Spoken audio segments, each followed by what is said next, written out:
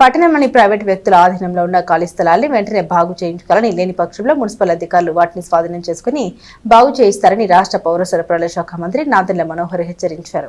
పట్టణంలో పారిశుద్ధ్యం ప్రజా సమస్యల పరిశీలనలో భాగంగా స్థానిక ఎమ్మెల్యే రాష్ట్ర పౌర సరఫరాల శాఖ మంత్రి నాదెండ్ల మనోహర్ శనివారం సాయంత్రం సుల్తానాబాద్ లో పర్యటించారు.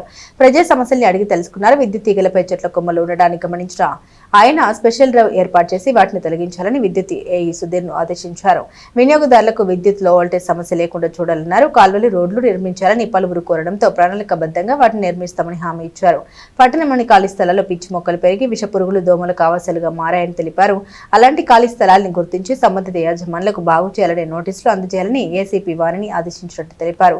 అప్పటికి యాజమాన్లు స్పందించకపోతే స్థలాన్ని స్వాధీనం చేసుకుని బాగు చేయించాలన్నారు. ప్రజలకు కూడా సహకరించాలన్నారు. 29వ వార్డులో 49 లక్షలతో అనేక అభివృద్ధి కార్యక్రమాలు చేపట్టినట్టు తెలిపారు.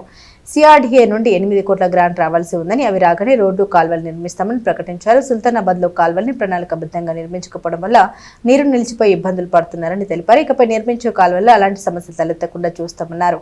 కార్యక్రమంలో మున్సిపల్ కమిషనర్ జేఆర్ అప్పలనాయుడు, తహసీల్దార్ గోపాలకృష్ణ, మార్కెట్ కమిటీ చైర్మన్ తోట దుర్గాప్రసాద్, మున్సిపల్ ఇంజనీర్ శ్రీకాంత్, ఆరోగ్య అధికారి డాక్టర్ మోవా యేసుబాబు, మాజీ కౌన్సిలర్లు గోగిరెడ్డి మానసరెడ్డి, కొమ్మరభత్తిని జయపాల్, కూటమి నాయకులు మైలా సుధీర్, కోగంటి శంకర్రావు, జిడుగు తులసి, జట్టి గుణ, సాయి, బసవ పున్నయ్య తదితరులు పాల్గొన్నారు. 29వ వార్డు సుల్తానాబాద్లో ప్రతి వార్డులో కూడా ప్రధానంగా పారిశుద్ధ్యం గురించి మున్సిపాలిటీ నుంచి మేము చేస్తున్న అనేక కార్యక్రమాల్లో వీడ్ కటింగ్ మెషిన్లు కూడా తీసుకొచ్చి కొత్తగా ఇంకొక 2 అదనంగా కొన్నాం. ఏదైతే మొక్కలు కొన్ని చోట్ల కొమ్మలన్నీ కూడా బాగా విపరీతంగా పెరిగిపోయినాయి. దానివల్ల వైర్లు తగిలి ఈ వర్షాకాలంలో చాలా రెగ్యులర్గా వోల్టేజ్ డ్రాప్లు అవడమే కాకుండా చిన్న ఎలక్ట్రికల్ ప్రాబ్లమ్స్ కూడా వస్తున్నాయి. కాబట్టి వాటి కటింగ్ కూడా ఏర్పాటు చేసుకున్నాం. సిపిడిఎస్ఎల్ నుంచి ఇప్పుడే చెప్పాను నేను, వారం రోజుల్లో ఈ సుల్తానాబాద్ కాలనీలో మొత్తం ఏవైతే లో హ్యాంగింగ్ వైర్స్ ఉన్నాయో, అంటే వైర్లు, ఎలక్ట్రికల్ వైర్లు అన్నీ కూడా బాగా కింద హైట్కి పెట్టుకున్నారు. వీళ్ళు చాలా ప్రమాదం అది. దానిపైన దృష్టి సారించి వారం రోజులలోపు వాటన్నిటి కూడా సెట్ చేయమని చెప్పాం. నిన్న పర్యటనలో భాగంగా శాంతినగర్లో ఏదైతే ఒక మహిళ వచ్చి పాపం వాళ్ళ అమ్మాయి దివ్యాంగురాలు కొంతవరకు, ఆమె కార్డు దాదాపు 16-17 సంవత్సరాల నుంచి ఆమె తిరుగుతున్నా కూడా కార్డు దొరకలేదనే విషయం చెప్పారు. కార్డులో పేరు పొందుపరచలేకపోయారు 4 అమ్మాయిలు పాపం.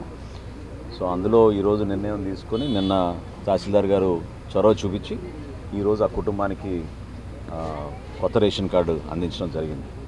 సో ఈ సందర్భంగా ప్రజలందరూ కూడా నేను కోరేది, ప్రభుత్వం మీకు అద్భుతమైన సేవలు అందించడానికి కోసం మా కూటమి ప్రభుత్వం చేస్తున్న కార్యక్రమాల్లో భాగంగా రేషన్ కార్డుల విషయంలో ఎక్కడ కూడా పొరపాటు లేకుండా ఒక హౌస్ హోల్డ్ మ్యాపింగ్ తప్ప ఎటువంటి మార్పులు చేర్పులైనా, కుటుంబంలో కొత్తగా చేరికలున్నా, లేకపోతే మరణించిన వాళ్ళ పేర్లు తొలగించాలన్నా, అడ్రస్ మార్పులన్నా, లేదా ఇందాక ఒక కొత్త జంట పెళ్లి చేసుకున్న జంట వాళ్ళు కూడా అడిగారు కొత్త రేషన్ కార్డు గురించి. అటువంటి వాళ్ళందరికీ కూడా మేము 21 రోజుల్లో కార్డు అందించే విధంగా ఒక సౌకర్యం కల్పిస్తున్నాం. తప్పకుండా అవి జాగ్రత్తగా ముందుకు తీసుకెళ్తాం. వాటితో పాటు 29వ వార్డులో 49 లక్షల రూపాయలు వర్క్లు మేము నమోదు చేసుకున్నాం.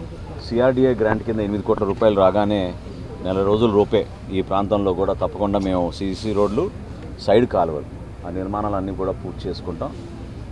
అనేక సందర్భాల్లో మున్సిపాలిటీ చట్టం ప్రకారంగా మాకున్న అధికారంతో ఎన్నిసార్లు చెప్పినా కూడా కొంతమంది ఇంకా స్పందించడం లేదు. ఖాళీ స్థలాల వల్ల ఇబ్బంది ఏంటంటే వాళ్ళు మెయింటైన్ చేయకపోతే ఇరుగు పొరుగు ఉన్న వారికి జ్వరాలు రావడం, అక్కడ పురుగులు, పాములు అనవసరంగా దానివలన రాత్రి పూట కూడా చాలా ఇబ్బందికరమైన పరిస్థితి ఏర్పడుతుంది. మున్సిపాలిటీకి కూడా పారిశుద్ధ్యం విషయంలో ఖాళీ స్థలం ఉంది కదా అని అందరు పోయి చెత్త అక్కడ పాడడం జరుగుతుంది. కాబట్టి 14 రోజులు సమయం ఇచ్చి ఖాళీ స్థలాలు ఎక్కడైతే ఉన్నాయో వాటిని ఐడెంటిఫై చేసి ఏసీపీ గారికి చెప్పాం. ఆమె తప్పకుండా మన టౌన్లో ఉన్న ప్రైవేట్ స్థలాలు ఏవైతే ప్రైవేట్గా నిర్వహించాల్సిన వ్యక్తులు ఉన్నారో వాళ్ళు దాని జాగ్రత్త తీసుకోవాల్సిన బాధ్యత వాళ్ళకు ఉంది. లేని పక్షంలో వాళ్ళకి నోటీస్ సర్వ్ చేసి తప్పకుండా మున్సిపాలిటీ చట్టం ప్రకారంగా ఆ ప్లాట్స్ని స్వాధీనం చేసుకోమని కమిషనర్ గారికి చెప్పడం జరిగింది. సో తప్పకుండా ఏసీపీ గారు రాబోయే రోజుల్లో ఈ వేకెంట్ ప్లాట్స్ ఎక్కడైతే ఉన్నాయో దానివల్ల అక్కడ స్టాగ్నెంట్, అంటే మురుగునీరు కూడా నిల్చుండిపోతుంది, దోమలు కూడా బాగా విపరీతంగా పెరిగిపోతున్నాయి, చెట్లు పుట్లు అన్నీ కూడా ఆ ప్రాంతాల్లో ఉన్నాయి. కాబట్టి తప్పకుండా వాళ్ళపైన